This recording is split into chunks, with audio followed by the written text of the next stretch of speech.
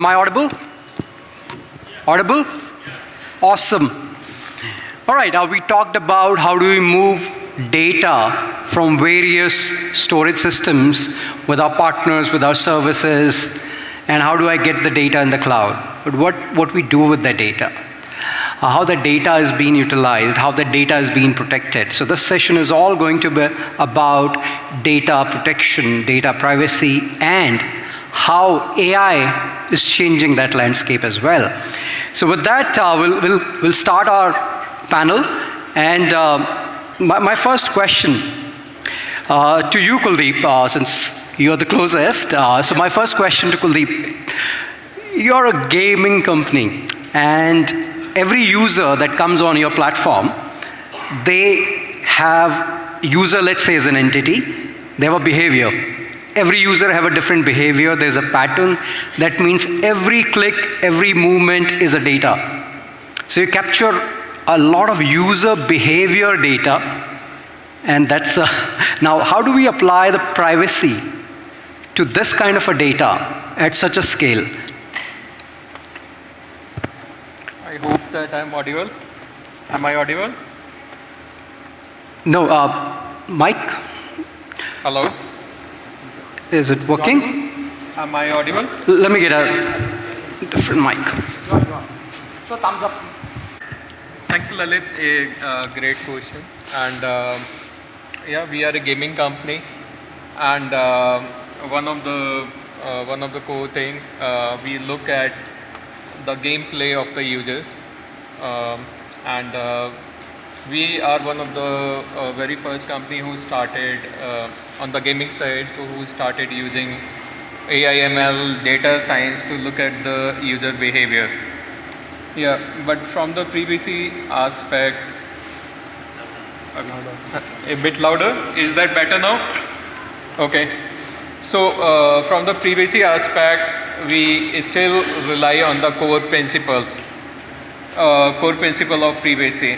So yeah, so when we kind of so core principle of privacy, so we kind of look at that we take only data which is required for our purpose.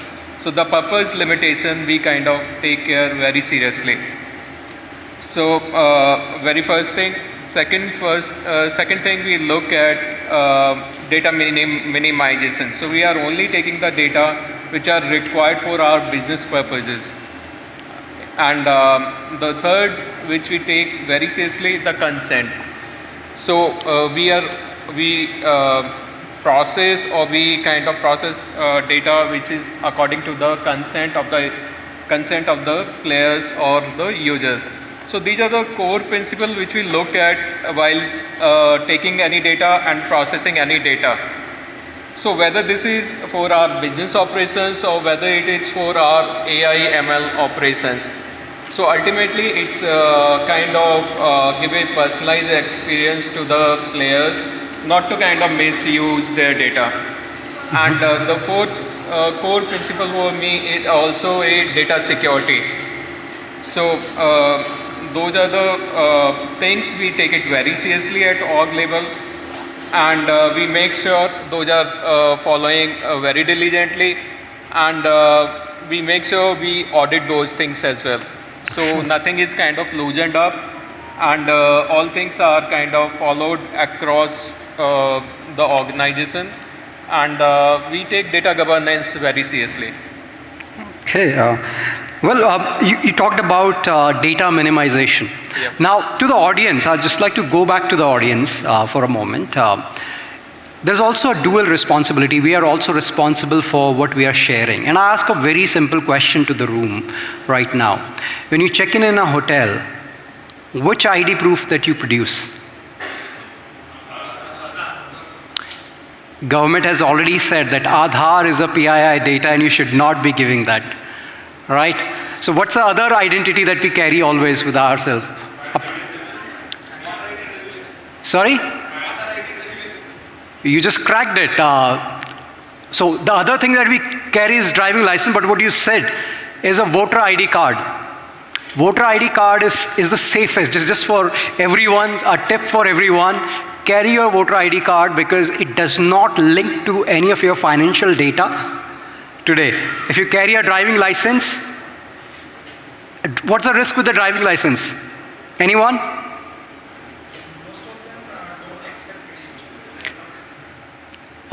Every hotel accepted. Everyone accepted. Everyone accepted. If they don't, you can insist on. But the risk with the driving license is because driving license and passport, these are the two entities, two identities that could be used outside India. That means it could also be used in a terrorism or cross-border activities. So producing your driving license and Aadhaar is very dangerous. So I would request you just advise that using voter ID card. With this, when you said data minimization, so you store only the data which is required, that also reduces the scope of overall data governance. Next, I want to switch and come to you, Hemanth. Just to add one point over here, Lalit. So here, data minimization, you know that using mobile application, there are a click stream, and you can capture each and everything. Yep.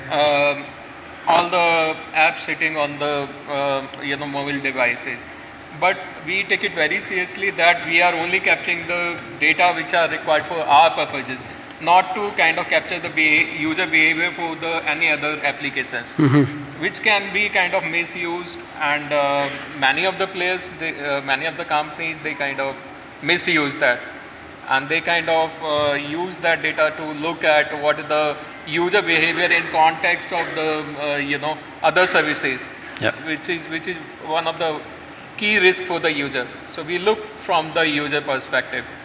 So for the user as well as the organization, because if you collect more data, then you're also become responsible for that. Yep. Switching gear, Hemanth, customer trust is central. You deal with money, okay, and to trust you, it requires a lot of trust from a user perspective. And they store all kind of a financial information with you as well. So how do you maintain customer trust? And I would also like to bring in DPDPA Act.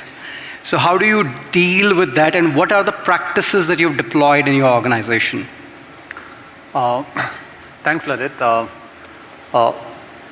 As an Angel One organization, right, we are like highly regulated, right? We are one of the QSBs. When you are part of that particular league, privacy and compliance is not a choice, right? It's absolutely need of the hour. And what we do at that point of time is that, hey, also as a user and as a organization, we know that, hey, trust is the new currency. Without trust, probably folks wouldn't stick onto your system, stick onto an organization, or be part of your success story. What we do is that, hey, while as a user, I do a lot of stuff on my particular platform, we ensure that, hey, there's a lot of data, right? We also know that, hey, with data, there's a lot of power that we also have. Previously, it was like, hey, I have the data, let's consume it. But I think over the years, and you also made a point how we basically give our Aadhaar cards everywhere, right? And probably stepping back, probably about 2 years, every Xerox shops that you go, you probably had your Aadhaar cards over there. So probably today the mindset is that, hey, the data is entrusted on us, right? And that's the critical word over there, right? And we need to protect it as an organization. And that's the core principle that we follow. And we also make sure that, hey, while we also spoke about how fast we need to move on this particular place, innovation doesn't come just as a choice, but we need to be very, very protective. We can't be careless over there.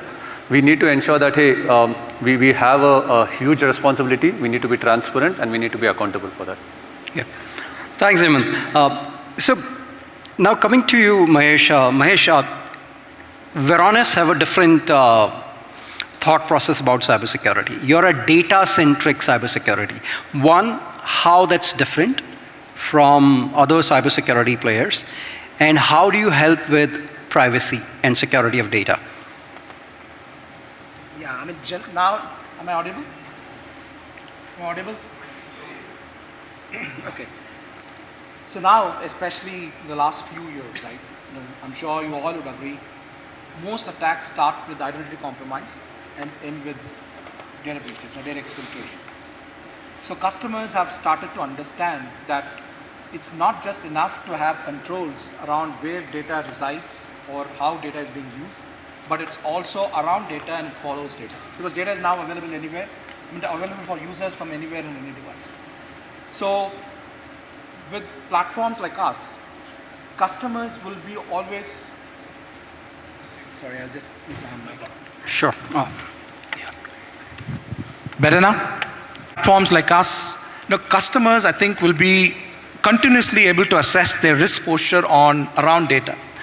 Like when I say that, what sensitive data do they have? What regulatory data do they have? Who all have got access to it? What's its blast radius or attack surface? So they get continuous visibility of that. Secondly, once they get the visibility is how they can come up with controls to protect the data irrespective of where it resides and how it's being accessed. So, so such platforms are gaining a lot of attention. I mean, we don't have to go and preach to customers anymore that data security is important. They're coming up with requirements around data security to us. And AI adoption is accelerating this in a significant way, right? So with AI, customers using AI, I think the attack surface is increased significantly for organizations with respect to data. So I'll just give you an example. We did an assessment for a large financial organization, and they were in the process of adopting a GenAI tool. And we figured out that users were using that GenAI tool, 60% of the usage was not intended for business. They were trying to get access to details about board members. They were trying to get access to M&A information.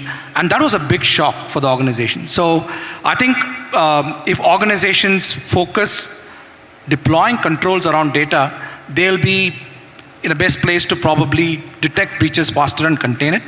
And privacy becomes easy. I mean, privacy is not just, you mentioned about DPDPA, right? So by having a data-centric approach, I think it's easy for organizations to understand what regulatory information do they have, where all is it residing, who all have got access to it, data minimization, purpose limitation, all that becomes easy, and organizations will be able to have a measurable framework to go and demonstrate to auditors that they are better compliant. Yeah. So what I'm hearing is that you also have an evidence-based detection. Let's say an organization, the example that you're taking, the financial organization, what kind of questions are being asked, what kind of information is being collected. So how do you help in terms of collection of evidence when it comes to forensic from a supervisory angle as well as an audit angle? So I'll move specifically around forensics, right? So say for instance a breach happens.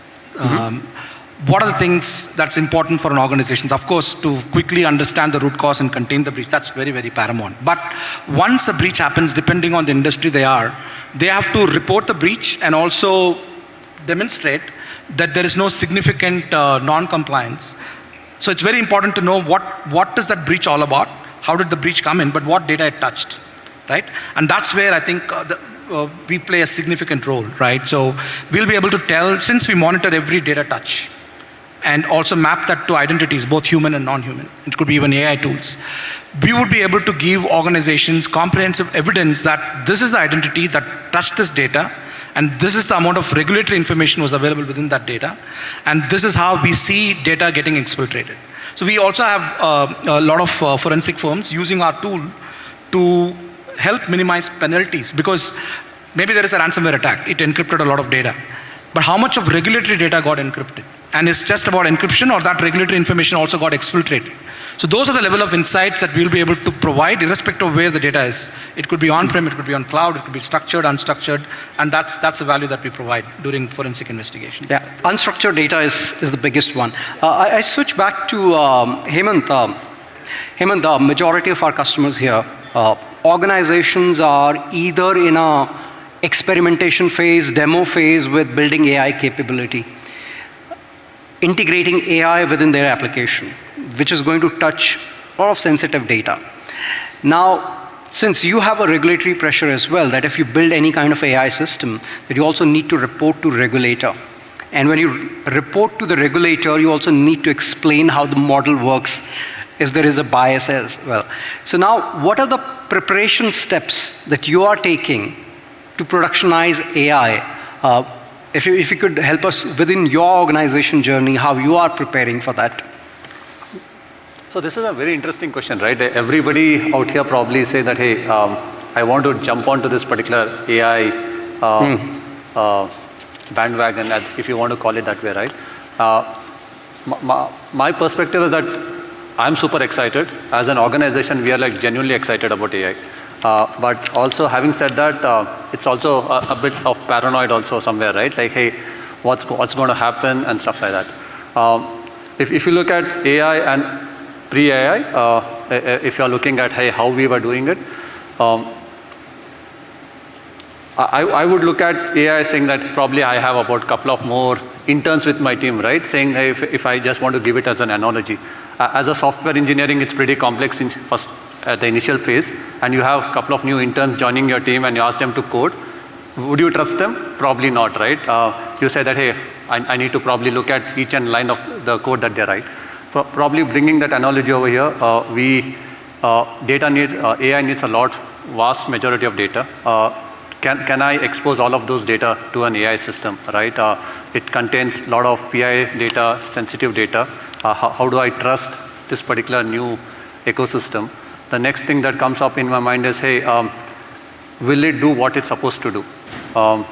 And as we are learning, we are probably in a very, very early stage saying that, hey, it can do everything, but there's a thin line or a thin stage wherein like things can go wrong from good to bad. So that's where we are a little bit paranoid, Lalit. What we are doing today is that, hey,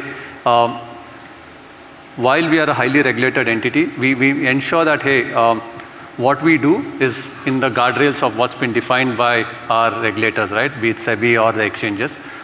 Anything that we do, or even for that matter, any innovations that we try to do, we probably have to go and give them a talk and saying that, hey, how we do this, what's the intention, how are we safeguarding the data? And the same philosophy is with AI right now. We are scratching the surface. We are working very closely with your team, right? AWS team, for that matter, saying that, hey, what is the experiences that you guys have learned from your experiences working with the vast majority of your customers? There's a partnership that is there. We are learning from there. We are taking those learnings onto the table, saying, explaining it to SEBI, hey, this is what we can do. While we are building our guardrails, we are also learning, and we are also trying to put across our point of view to the regulator, saying that this is probably that we can do. But a specific, a pointed answer is that anything that we need to do, we probably have to get that consent. We need to probably tell them, hey, this is what we do at this stage. How are we ensuring that the data sovereignty and integrity is maintained at any point of time, right? And as Maheswaran said that, hey, data leakage is not avoidable. It will happen. But how do you safeguard those things? What are the mechanisms that you have? Today we talk about, and this is one conversation that we always have, like, hey, data at rest, data, how are you making sure that data in transit is always encrypted? So these are some of the things that will evolve over the period of time. But today we ensure that any step that we do in terms of innovating, we ensure that, hey, we get this confidence with the regulators, also gaining that particular trust from the regulators. Yeah. You mentioned that treating AI, what my key takeaway is, treating AI as an intern, a super intelligent intern that can learn very fast. Rather than trusting AI, treat AI as the best intern hired so far, which can learn super quickly. So I think that's one. You also touched on guardrails. So I want to come to you, Kuldeep. You have already implemented AI in some of your applications. Now, if you want to start from guardrails, what kind of a guardrails you have built and how you have thought about it? And also give us a little bit of an industry view as well as you speak to other CISOs and security leaders, what their thought process on and what our audience can actually use today. Okay. Let me take mic. Okay, so Lalit, like we started discussing about AI guardrails around 1 year back, and we have thought of how to kind of look at what are the AI risks. Since many of our team, they were very excited to use AI, ML, and especially the generative AI. So whether it's on the developer side, they wanted to use the AI, generative AI for developing code or reviewing their code. So what are the key risks associated with business groups where they want to kind of use the generative UI to kind of use some of their document, their sensitive document, and use the output in a certain manners, which is another use case. Then certain use cases where business processor group, they wanted to create a smaller utility. I'll give you very simple example. So one of our PMO team, they are a very non-technical team, and they kind of generate the sprint report or regular report very frequently. For them, this is very difficult, the repeated job, and they have to spend a lot of time on this one. Recently, they have come up with a very small application developed using the generation code tool, and they were able to develop without any engineering help. And now all the reports are available to them. They can generate report quickly, and it is easy, quickly to consume them. So there were many different use cases, not just engineering team, but HR team, legal team, and PMO team. All of them. They were kind of trying out different things, including IT team. So we discussed about some of the AI risk, whether the data which we are passing to these tools, whether this data is secure, right? How to pass this data to these tools. So we kind of started working on the AI governance model, right? So we kind of distinguished whether we are largely we have divided into the user part that we are going to use some AI tools for the generative AI purpose, and some of our existing tool where AI capability is going to be implemented as a feature. The second, where we are building the AI tools or AI system. So different kind of guardrails where we are using AI tools, and different guardrails where we are building something. So largely we have looked at two things. If you can have a centralized guardrails, if you can have a centralized gateway where we can implement the policy to kind of to kind of put or implement these guardrails. Whether if any developer, they are developing any application, have they come up with the threat models? What are the AI risks? They can see it. Are they protecting the data which they need to protect? Is consent being considered? The privacy by design being considered? So we have come up with a framework, and I'm not saying that we have implemented fully, but we have reached up to a certain stage. We have conducted different workshops with the team, even with the help of your team. So that's user awareness, implementing guardrails, and making organization aware about the AI risk. So that's been the strategy for us. I have a mixed feeling about it, or mixed emotions about it. On one side, we are happy that PMO team, the example that you're taking, they have become builders. They're solving their own problem. They build tools. On the other side, the CISO in you, the security person in you, you come in and say, hey, all right, are there guardrails? What data sources they are touching on? So those kind of things are coming. Yeah, so it depends. So we are having different guardrails, Lalit. So if this is external exposed services, so the guardrails, the content filtering, the risks are very different, right? Hallucinations, the content filtering, those kind of risks will be there. But if this is for internal consumption only, we can be bit lenient, right? Because the internal consumption. So the boundaries of parameter will still exist for these cases. So that's how we have designed our AI governance model based upon that. So balancing innovation and Yes. security, starting with internal. Yes. With this, see, in your organization, people have started and you have a governance overlooking this. But Mahesh, I come to you, organization where probably the security team doesn't know. Maybe the open LLM, ChatGPT, shadow AI, how do you address those kind of challenges? Yeah, so even before that, Lalit, I mean, forget about open LLMs, right, or public AI tools. I even mentioned this to you. So we were just having a discussion with the CISO of a 2,000 user manufacturing organization.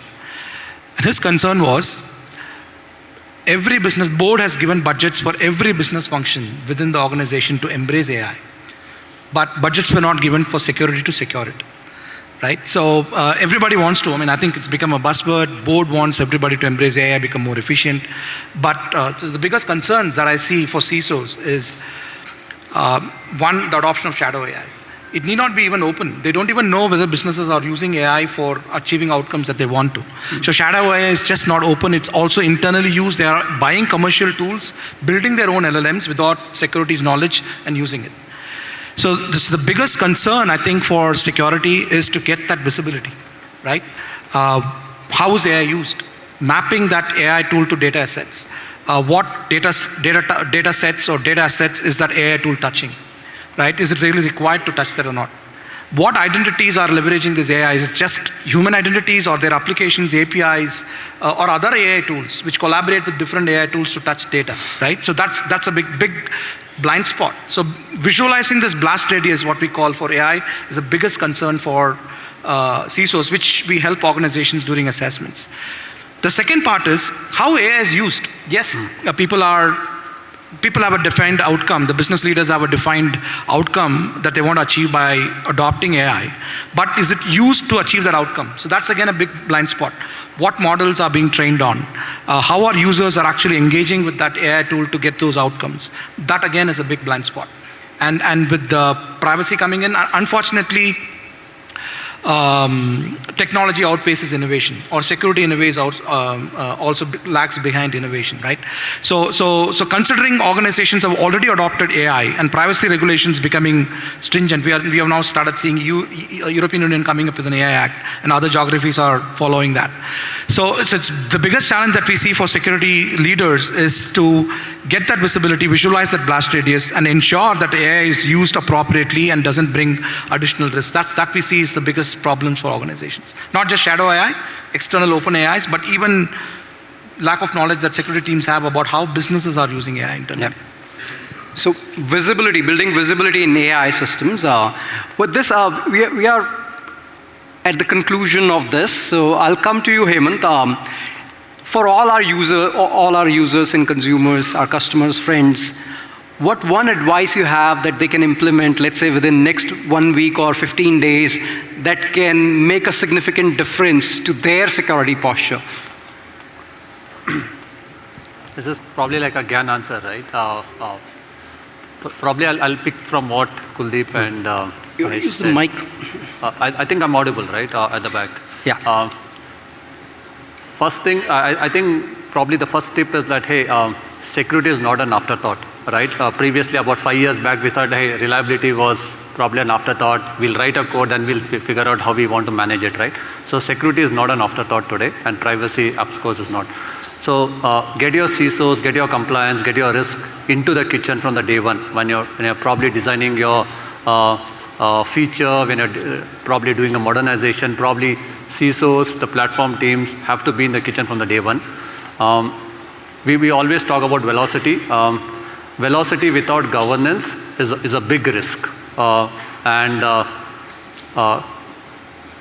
the vice versa, right? If you have compliance and if you don't have velocity, it's a bottleneck. So that's probably the thought that you guys have to carry forward and say that, hey, get all the relevant folks into the kitchen from the day one, and AI is going to be a reality.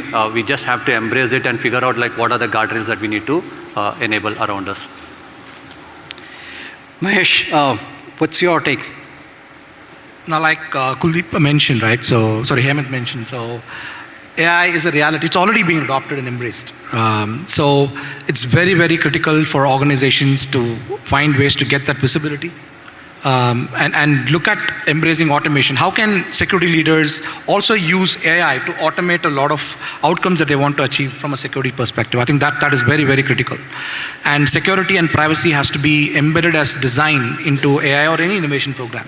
It should not just be for compliance. Unfortunately, a lot of discussions that we see with CISOs are mostly around DPDP, and they're just looking at short-term goals. But I think security and privacy has to be by design embedded into their overall innovation and business frameworks. I think if they do that, they'll be much better prepared to make any investment that they are making around security future-proof.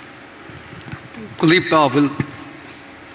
So again, on the same line, I think Mahesh and Hemanth, they have already kind of spoke about it. But again, AI is a reality. We need to kind of look at. We need to from the CISO perspective, or from, you need to kind of embrace it. You also start using AI to kind of, as a defense mechanism as well. So identify your risk and start defending. Yeah, so I agree with you when you say that probably the security team should be the first one to adopt AI so that you can secure the organization. I'll just add my comment on this. If you have asked me this question 10 years ago, I would have said that network, take care of your network security. If you have asked this question to me 5 years ago, I would have said that, hey, take care of your identity. But today, if you ask me, start with your data. Start with data classification. Probably what you can do in next 1 or 2 weeks is define your data classification policy. That's going to be the key. With this, thank you everyone, and thank you to our panelists. Thank you. And with this, we hand over the conference. We will be around, so please feel free to come. And Varonis also have a booth outside, so please ask your questions as well. Thank you.